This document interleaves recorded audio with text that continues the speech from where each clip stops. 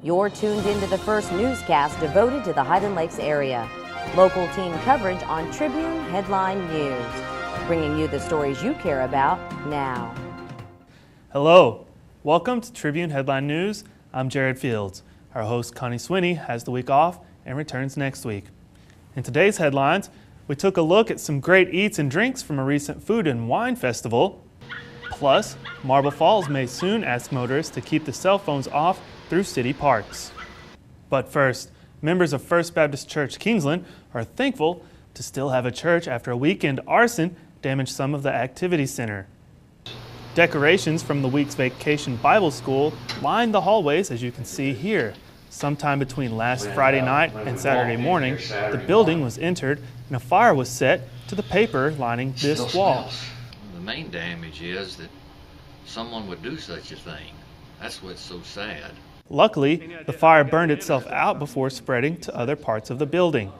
Easter weekend, vandals struck the church. With this being the second incident in such a short time, Stahl said steps are being taken to ensure the church building remains safe. We're going to have our facilities both with sensors and with the security cameras, as well as just tighter lockup. While Stahl said he would like to find the person responsible for the arson, he also said he forgives them. And we hope that we can minister to them. Now, the Llano County Sheriff's Department may not be so forgiving, but we are. And it needs to be. We want to help them so that this doesn't happen again. The Llano County Sheriff's Office, ATF, and the State Fire Marshal's Office are investigating. A reward is being offered for anyone with information about the arson or the Easter vandalism. Those with information are asked to contact the numbers on your screen to be eligible for the reward. And our next headline, motorists soon may need to hang up their cell phone in Marble Falls parks. During the Tuesday meeting, the Marble Falls City Council discussed putting up signs in the city's three main parks, Johnson, Westside, and Lakeside, to discourage the use of cell phones in the parks. No vote was taken on the matter, and no date has been set for future action. Stay tuned. When we return, we'll have a look at our weekend weather. Looks like much the same weather ahead of us this weekend, except for wind gusts. More details coming up in our weather.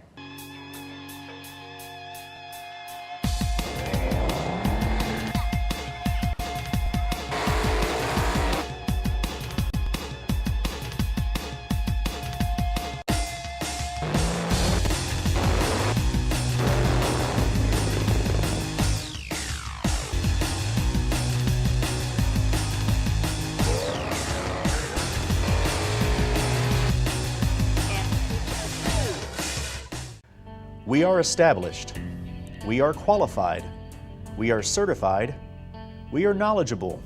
We are dependable. We are Ken's Heating and Air. Our people make the difference. Hey everyone, I'm Deanna Nail, back with your PicayuneTV.com weather forecast here on Northland Cable Channel 15. Well, it looks like we've got much of the same weather ahead of us this weekend, sunny, and you guessed it, hot. Let's take a look.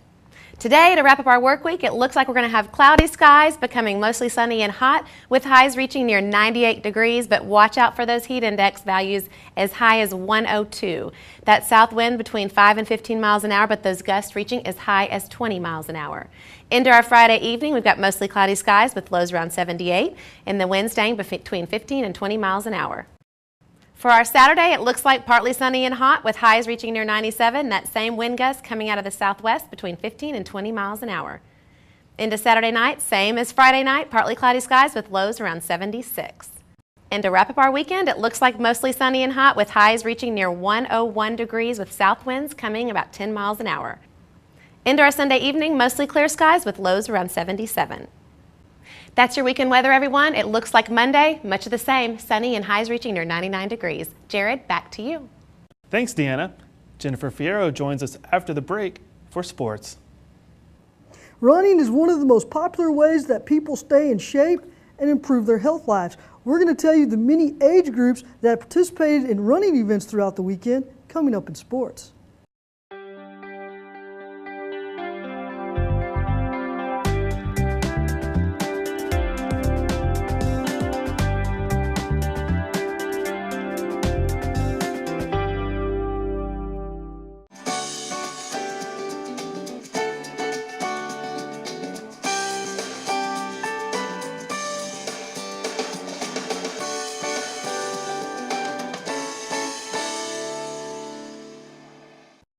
One of the most popular events that draws a lot of athletes to Marble Falls is the Marble Falls Triathlon. Of course, this event attracts more than 300 athletes from across the state of Texas, a lot of them from the Austin and San Antonio area, who come in and do a 4.4 mile run, a 23-mile bike ride, and of course a 1 kilometer swim.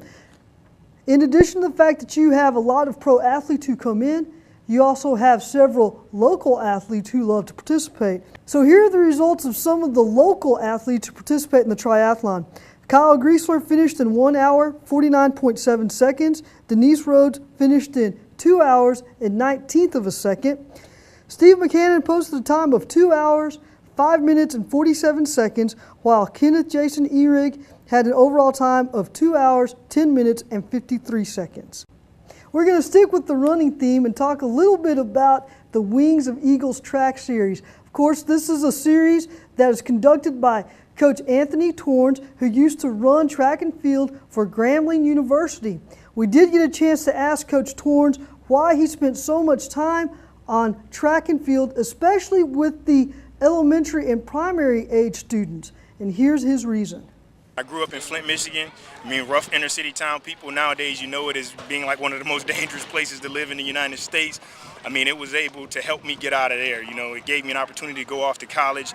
It also, you know, it was a blessing. I always say it's a blessing from God that I was able to be gifted with that ability to run, because it took me to college. From college, you know, it brought me to where I'm at now. You know, it helped me get an education. So I want to be able to do the same thing, you know, with these kids.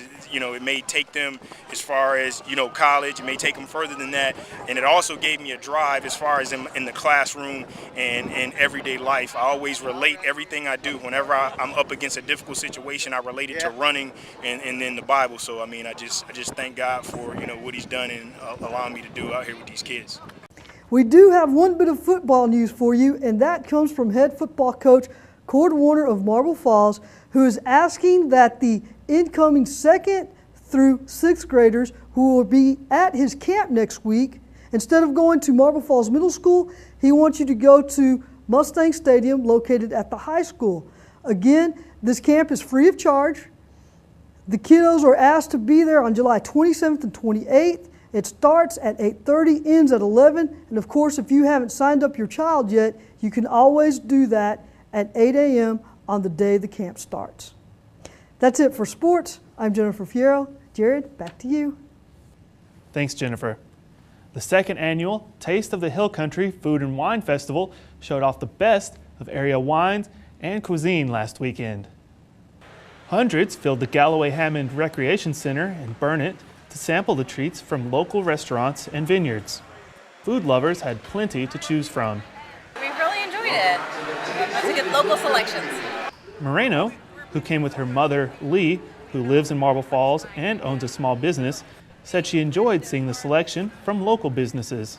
I really like it because it's supporting small business by coming here and sampling some of the things. So I really enjoyed the opportunity to do that. Proceeds from the event will benefit the Recreation Center. For more, visit www.tasteofthehillcountrytx.com. Those were your headlines. Thanks for watching. For the Picayune TV, I'm Jared Fields.